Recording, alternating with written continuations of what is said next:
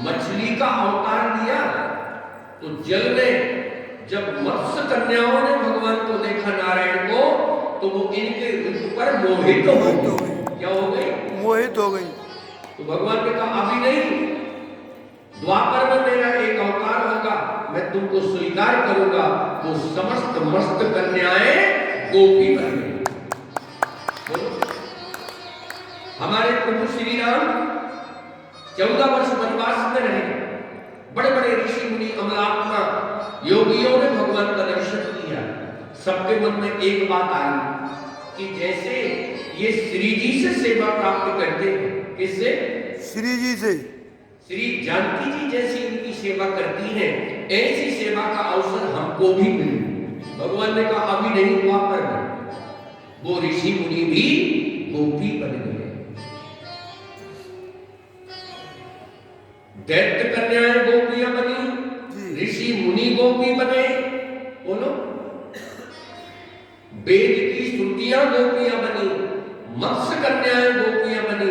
इसलिए गोपियों के भी अलग अलग प्रकार हैं। एक सिद्धा स्थिति वाली है, एक साधन सिद्ध होकर के आई है। ऐसे गोपियों के अलग अलग प्रकार हैं। और देखो, जब गोपियां आपस में मिलती हैं, ध्यान से सुने बड़े मनोयोग से, ये भगवान की बड़ी विलक्षण बाल लीला है। गोपियां जब आपस में मिलती हैं तो वो चर्चा करती है श्याम सुंदर के बारे में। किसके संदर्भ में? श्याम सुंदर। एक गोपी कहती है एक गोपी से, अरे गोपी देख, मैं तो अभी भोर में मैंने दीपक ही जलाया था, है ना, मेरे कक्ष में दीप प्रज्वलित किए थे। अभी मैं स्नान करके दीप प्रज्वलित करके अपनी मथानी के पास खड़ी हुई कि श्याम सुंदर मेरे घर में प्रवेश कर गए। एक गोपी कह रही है, सुन, इतने चुपके से प्रवेश किया उन्होंने, मेरे सारे दीपकों को बुता दिया।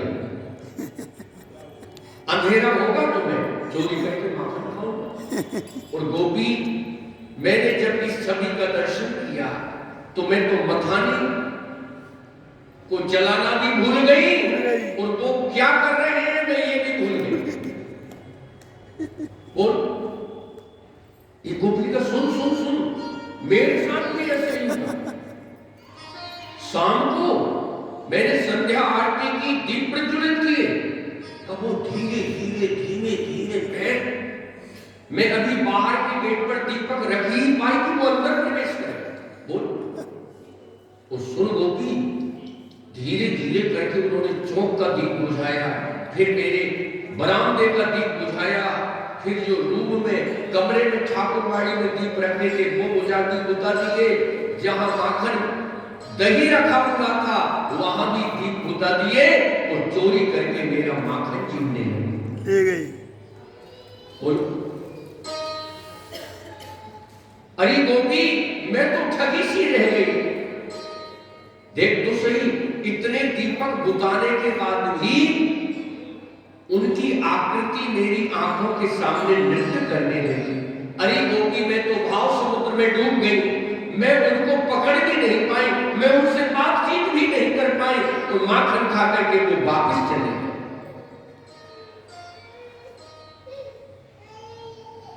एक गोपी ने कहा, मैं अभी स्नान करके मथानी को रख करके ही आई हुई थी, अभी अभी मैंने माखन पिलोया। मैं अपने रसोई की तरफ गई कि इतने में धीमे पैर से श्याम सुंदर तो मेरे घर में प्रवेश कर गए। ध्यान से सुने, एक करोड़ों गोपियों का मनोरथ एक साथ भगवान पूरा कर रहे हैं, एक साथ पूरा कर रहे हैं। चित चोर मेरो माखन खाए गयोनी, चित चोर मेरो माखन खाए गयोनी, चित चोर मेरो माखन खाए गयोनी, चित चोर मेरो माखन खाए गयोनी, चित चोर मेरो माखन खाए गयोनी, चित चोर मेरो माखन खाए गयोनी, चित चोर मेरो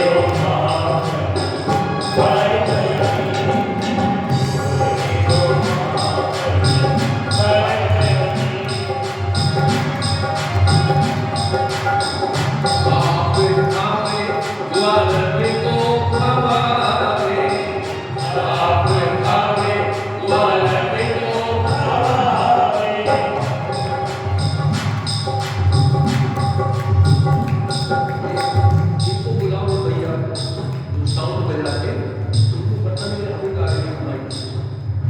ये देखो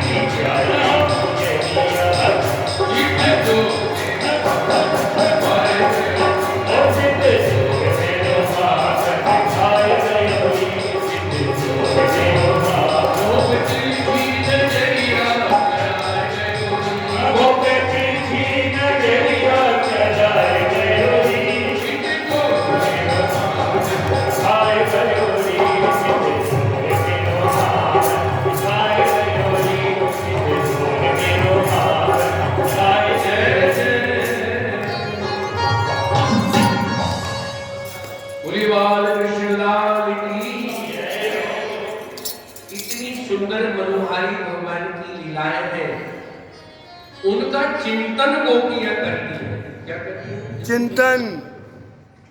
इस आवाज भैया, गोपियां देखो, चिंतन ही भक्ति है। ध्यान से सुनिएगा, क्या है भाई जी? भक्ति। चिंतन ही भक्ति है। भक्ति है। आप किसका चिंतन कर रहे हैं? क्यों जी? बोलो। किसी न किसी का तो कर ही रहे, कर रहे कि नहीं? जी। किसी का बेटा लंदन में है तो बेटे की याद आ रही है, किसी की पत्नी बाहर है तो पत्नी की याद आ रही है। चिंतन तो हो रहा है कि नहीं हो ही रहा है। चिंतन का नाम ही भक्ति है। मैं निवेदन करूं, ऐसा ही चिंतन अगर भगवान का होने लगे तो जीवन में आनंद ही आनंद है ना? कहीं बिल्कुल। किसी का बेटा कहीं है, किसी की बेटी कहीं है, बोलो याद आती है ना उनकी। ऐसे ही याद गोविंद की आने लगे, उनकी एक एक लीला का चिंतन होने लगे। मैं निवेदन करूं, 5 मिनट के लिए अपने मन को वृंदावन लेकर के चलो। कहां लेकर चलो? वृंदावन। आंख बंद करो कि हम यमुना के तट पर बैठे हुए। तट पर बैठे। कहां बैठे? यमुना जी के किनारे। ये जो मीरा जी दूसरे जन्म में गोपी, दूसरे जन्म में मीरा जी हुई, ये क्या था? इनको आज्ञा दी गई कि जो नंद का लाला है थोड़ा उससे बचना, है ना? अब कहते हैं ना, बच्चों को कहो कि वहां मत जाना तो वहां जरूर जाए। वो बाबा बैठा होगा। ऐसे ही अगर किसी को किसी बात के लिए कहो कि वहां मत जाना तो मन घूम फिर के वहीं जाएगा। मगर ये गोपी बड़ी प्रतिज्ञाबद्ध थी, इसने कहा मैं उसको देखूंगी ही नहीं। बोलो, देखूंगी नहीं। समझ गया? इसने कसम खा ली थी। भगवान ने कहा अच्छा, इतना अहंकार तुझको देखेगी नहीं? कहते हैं एक दिन इस गोपी का मस्तिष्क का टीका गिर गया। देखो क्या गिर गया? टीका। सोने का तिलक था। पहले ऐसी बिंदी नहीं लगाई जाती थी ऊपटा, सोने या चांदी की बढ़कर के माताएं बिंदी लगाती थी मस्तिष्क पर। अब लगाएगी तो खोपड़ी कट जाएगी। चपारों का जमाना क्यों? इसलिए बेचारी सोना चांदी पहन के कब चले, कौन झंझट में पड़े? बोलो। पहले माताएं सोने की बिंदी लगाती थी मस्तिष्क पर, सिंदूर और सोना का जो विशेष आभूषण होता था वो सोने का टीका होता था। सुन लीजिए, बोला मणि जैसा चमकता था। अगर लाइट भी नहीं है ना बोलो तो वो देखो बैटरी थी आपकी खोपड़ी पर, क्या थी? बैटरी लगी हुई थी और प्रकाश हो रहा है। इस गाड़ी में नहीं होते लाइट भाई, इतना चमकदार वो होता था। हमारी